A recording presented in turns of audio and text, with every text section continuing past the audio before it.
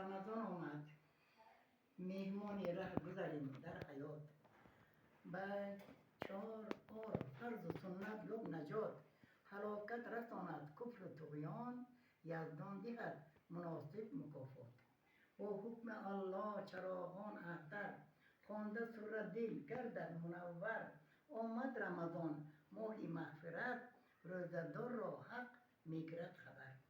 ساله یک می شود امکانیت، تعریف آن ما در بسیار آیت. روزه و قرآن روزی رستخیز، شده گواه می کند حمایت.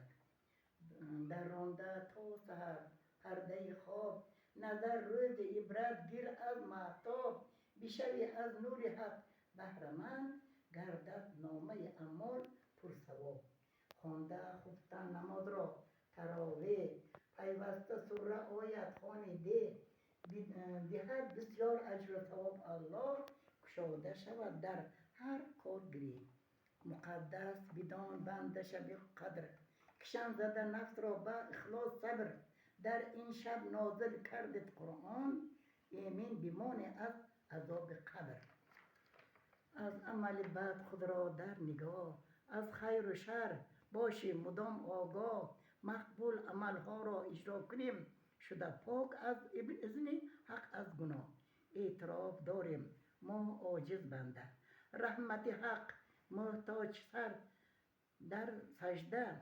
دل گیرد تحسین و روح حلاوت، روزدار ذکر را نکن کنده. زی جوش زندگانی ذوق ده، از مهر و محبت باشیم سرشار. تا اجل گریبان گیر نشده، روح ایمان سلامت نگه دار. مهمانی ره گذریم در حیات، با جا آر فرض و سنت یاب نجات. هلاکت رساند کفر و طغیان، یزدان دهد مناسب مکافات.